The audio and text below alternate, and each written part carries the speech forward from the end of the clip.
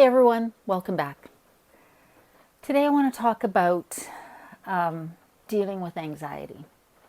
Now, I'm going to preface this video by saying I am not a doctor, I am not a therapist, a counselor, or anything like that. I have seen a therapist for anxiety in my past, so I know the benefit of working with somebody like that, working with a professional. So if you need somebody, talk to somebody, because there are amazing people out there who are trained to help those of us who struggle with anxiety. So now that we've gotten that out of the way, I want to talk about some strategies that I use to deal with anxiety personally, because, well, there's a lot going on in the world, and I thought it might be helpful to share my strategies. Again, these are just things that work for me.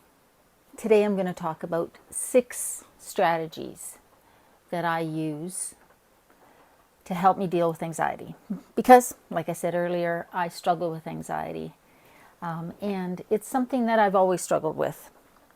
Like most of us, we often struggle with stress and anxiety in particular from a young age, and then we bring it into our adulthood. So here are 6 strategies that help me, that hopefully will help you. Strategy number 1, focus on what you can do. There are so many things in our lives that we have no control over, but there are things we can do, things we do have control over. And you've heard me say this before if you've been a viewer of the channel for a while, but my philosophy is always do the next right thing. What is the next right thing that needs to be done? And when you're in a really bad place, that could just be get out of bed. Could be get in the shower. It could be put your socks on. It could be get the kids ready for school, get yourself to work, focus on what's in front of you, but do the next right thing. Because when we are overwhelmed about all of the things that we have no control over, that are stressing us out, I know for myself, I can get paralyzed and then do nothing, because I'm just so paralyzed by all of the things that need to be done, or that I feel like I can't do. So I just focus on the next right thing. Right? It could be making myself a good cup of coffee, calling a friend, just doing the next right thing is such an important strategy in minimizing anxiety. Focus on what you can control, and then try as much as possible to let go of the rest. Strategy number 2, practice gratitude. Be grateful for the things you do have. Be grateful for your family, if you have family around. Be grateful for your friends. Be grateful for your pets. Be grateful that you can go outside and breathe some fresh air and go for a walk. Be grateful that you have a roof over your head. Be grateful that you have a job. Just remember to remind yourself to be grateful for the things you already have, and practice the I get to strategy, right? You may not love your job, but think of it as I get to go to a job that pays me so that I can pay my bills. Your kids might be driving you crazy, but I get to have these wonderful human beings in my life that, yes, stress me out sometimes, but bring me lots of joy other times. There's so much that can cause us anxiety. If we just remember to be grateful for what we do have, then we can stress a lot less and have a lot less anxiety about the things we don't have. Be present in the moment. Worrying about the future robs us of the joy of what is right in front of us, of being present in the moment, being present with the people that we are with and the experiences that we're having.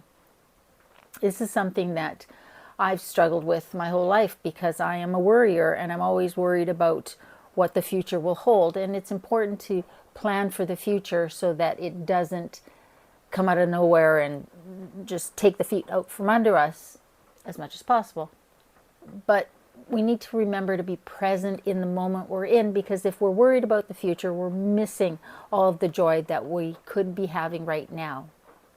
There's a reason it's called the present, because today is a gift, and it is not guaranteed that we are going to have tomorrow. And so it's really important to, as much as possible, be present in the moment and really soak in the conversations, the experiences, the people that you have in your life that are right there in front of you, because you deserve it and they deserve you being present. Being present in the moment can be very difficult. It is a practice, but I think it is critical for helping release some anxiety, because when you are focused on the person that you're talking to, on the walk that you're having and the nature that you're seeing, the experience that you're having, you let go of the worry and the stress about what could happen, which likely won't happen. Embrace and enjoy what is happening right in front of us. Strategy number 4, just unplug from the constant news cycle that is on TV. That is never good news. It's always bad news, because bad news sells and grabs attention. Unplug from doom scrolling social media. As much as possible, unplug from people and situations that are negative and bring more stress into your life and cause more anxiety. We live in a world where we are never unplugged, and it's constantly coming at us. When I was a kid, we didn't have that. We didn't have cell phones. We didn't have computers. We didn't have constant news cycles. The news came on after dinner. My dad would watch the news. He might read a paper, and that was it. Today, as soon as we wake up, we grab our phones, we start scrolling.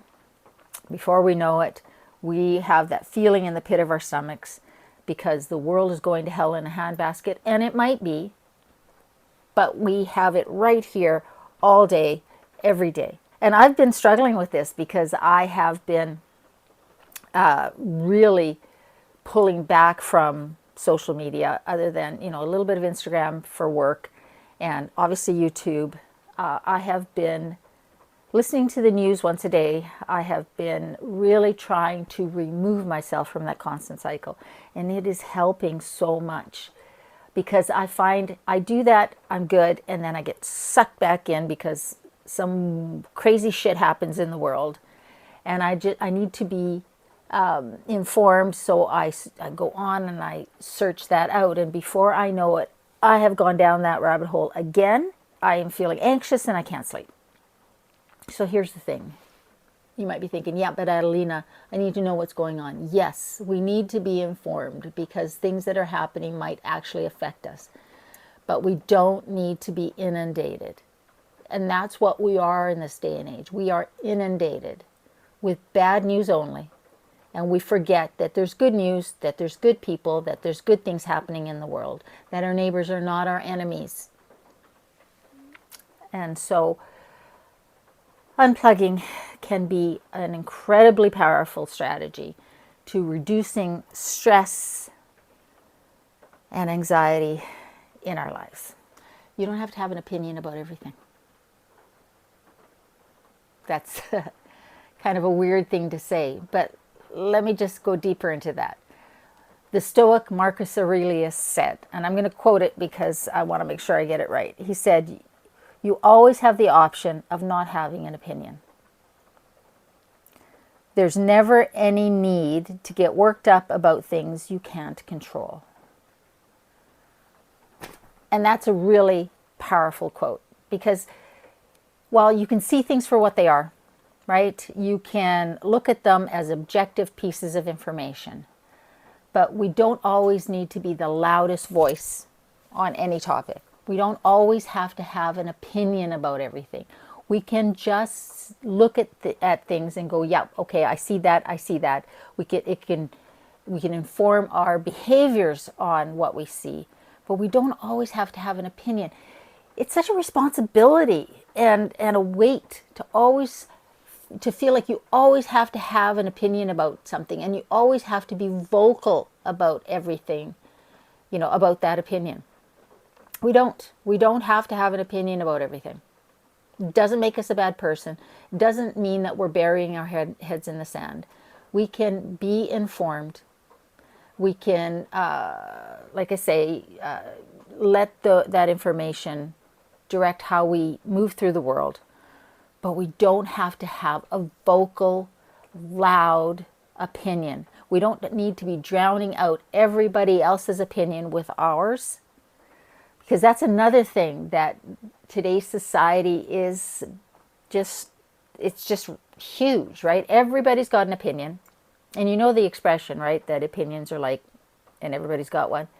But that's the thing, right? Everybody's got an opinion. It may be an informed opinion. It's often not an informed opinion.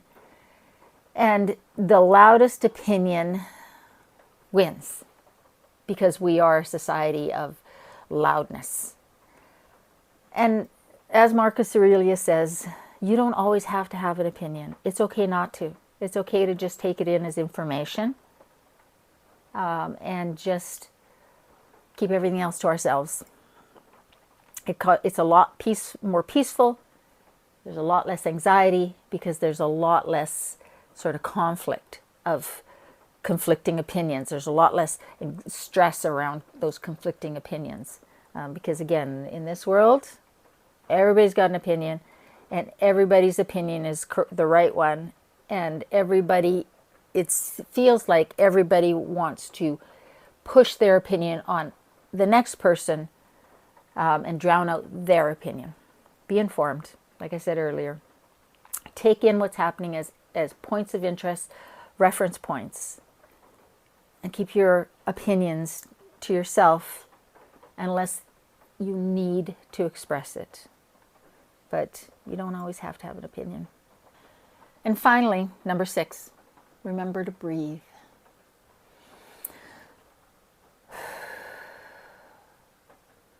How good does that feel? Just breathe. I don't think we realize how much we are holding our breaths. Our breath.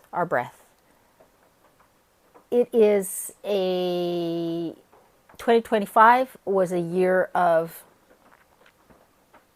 a lot of stressful things happening. The last 5 years have been that, ever since the pandemic. And 2026 is shaping up to be another year of so much happening that we have no control over, that is stressful and anxiety causing. And what happens when we are in a situation like that, when we live with that, is that we forget to breathe. And so it's really important to do that. Go for a walk. Breathe in the fresh air. Just take it in. Fill your lungs. Meditate. Do yoga. Move your body. Breathe. And one of the things that really helps me, it's helped me reduce my blood pressure. It helps me when I'm about to go into a meeting that I'm stressed out about. It helps me when I find that I am just one tight ball of anxiety and nerves, and my earlobes are resting on my shoulders because I am so tense. And it's called box breathing. You may have heard it before, but if you haven't, here's how it goes. And if it's okay, if you want to, do this with me, because this is so powerful. Just sit calmly. Your feet on the floor or in a comfortable place. Put your hands down. Sort of shake your head a little bit. And what we're going to do is we're going to breathe in for 4 seconds. We're going to hold for 4. We're going to bring it out for 4 seconds. And we're going to hold for 4. And I always picture it as a box, right? So we're going to breathe in. Hold. Out. Hold. And then you would just repeat it. And when you let it out, let it out. Let your shoulders drop. And just breathe. And feel how good that feels. It doesn't change what's coming next. It doesn't change what kind of crazy shit the politicians in the world are doing. It doesn't change so much physically, but what it changes is how our nervous system, our fight or flight system reacts. We're giving our bodies that moment of release, breathing.